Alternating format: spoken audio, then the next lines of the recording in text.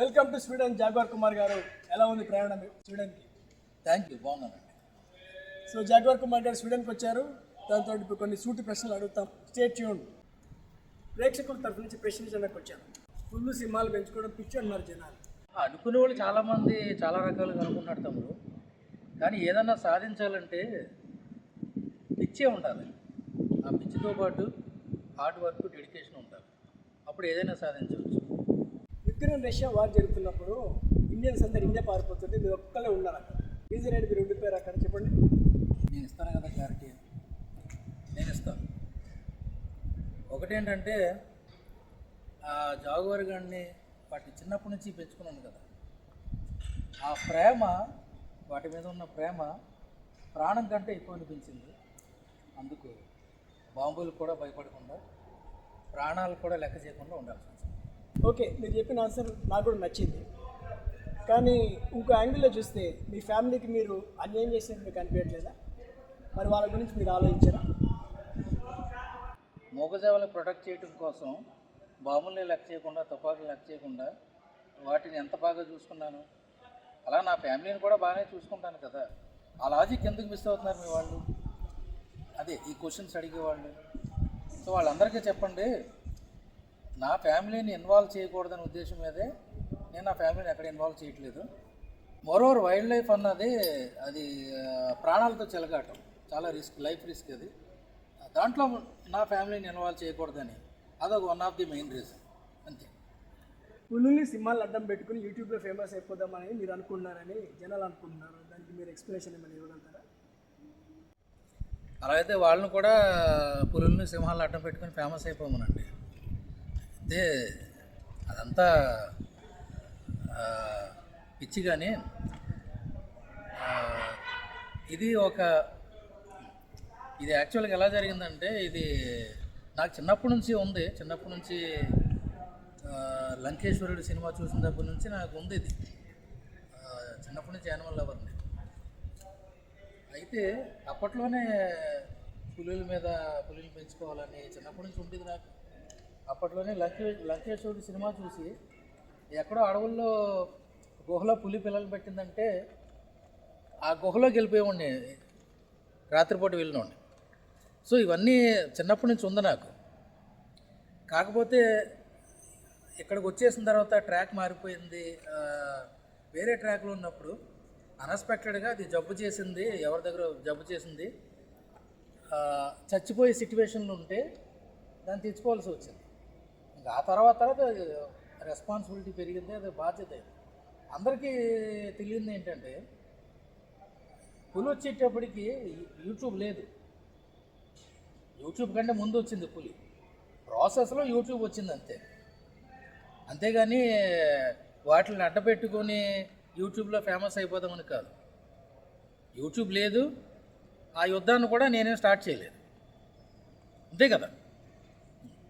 అదో ప్రాసెస్లో అలా జరిగింది అంతే. ఓకే కుమార్ గారు, మీ ఫ్యూచర్ ప్లాన్స్ ఏంటో ప్రేక్షకులకు చెప్పగలుగుతారా? ఆల్రెడీ ఒక 2 లయన్స్ కప్స్ని, ఇంజూరియన్ లయన్స్ కప్ని మనం రెస్క్యూ చేసాం. 2 లయన్స్ కప్ని రెస్క్యూ చేసి 10 months వాటిని చాలా బాగా చూసాం. మంచి ట్రీట్మెంట్ ఇచ్చి అవి బాగా పెరిగిన తర్వాత ఇప్పుడు వాటిని సౌత్ ఆఫ్రికా పంపిస్తానికి ఆ ప్రాసెస్లో ఒక రిహాబ్ సెంటర్లో పెట్టాం. ఇప్పుడు నేను సౌత్ ఆఫ్రికా వెళ్తున్నాను త్వరలో.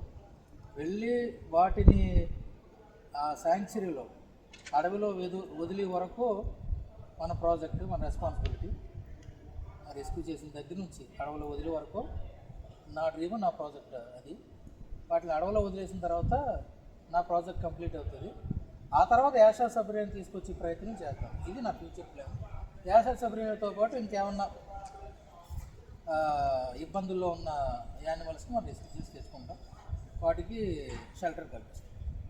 ప్రేక్షకులకు ఒక డౌట్ ఏంటంటే, మీకు ఫైనాన్షియల్ సపోర్ట్ ఎక్కడి నుంచి వస్తుంది? మీ బ్యాక్ ఎవరున్నారు?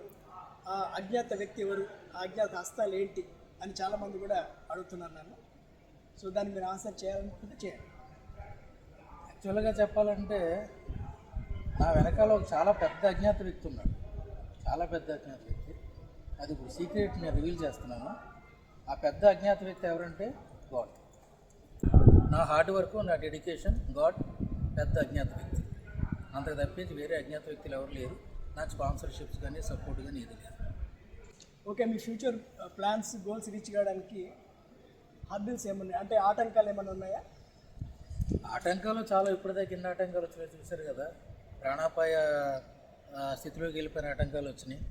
అవన్నీ అధిగమించి ఇప్పుడు ఇక్కడ దాకా వచ్చాం.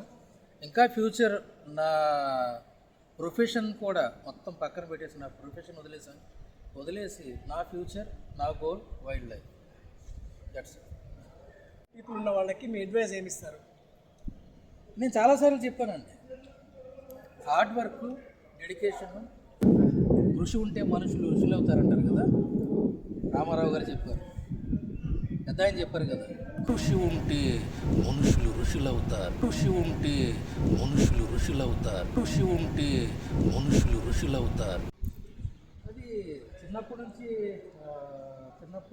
ఆయన మీటింగ్స్కి వెళ్ళటం జరిగింది. అప్పటి నుంచి మైండ్లో, నేను మిమిక్రీ ఆర్టిస్ట్ని కాదు, కానీ ఆయన వాయిస్, పర్టికులర్గా ఆయన వాయిస్ మాత్రం నా చిన్నప్పటి నుంచి మైండ్లో రిజిస్టర్ అయిపోయింది. అది తమ్ముళ్ళు, చెల్లి, మీ అన్నను రాముని అని మాట్లాడుతున్నాను. అలాగా హార్డ్ వర్క్, డెడికేషన్ ఉంటే ఎంతటి పెద్ద గోల్నైనా సాధించవచ్చు. ఓకే, డాక్టర్ కుమార్ గారు, మిమ్మల్ని డాక్టర్ కుమార్ అంటే ఇష్టమా, లేకపోతే జాగ్వార్ కుమార్ అని పిలిపించుకోవడం మీకు ఇష్టమా? ప్రపంచంలో డాక్టర్లు చాలామంది ఉన్నారు, బట్ ప్రపంచంలో జాగ్వార్ కుమార్ ఒక్కడే, single. Thank you very much doctor గారు, సారీ జాగ్వార్ కుమార్ గారు, మీరు బ్రహ్మాండంగా ఆన్సర్ చేశారు.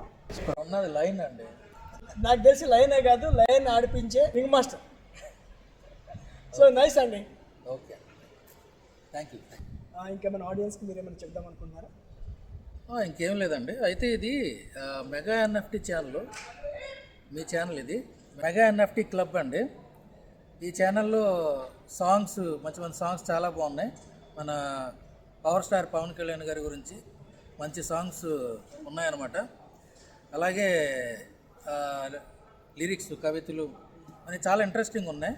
ఒకసారి వాచ్ చేయండి mega NFT channel. Melody songs, romantic songs కూడా దానిలో ఉన్నాయి. ప్లీజ్ చూసి మీరు సబ్స్క్రైబ్ చేసుకోండి అండ్ షేర్ చేయండి.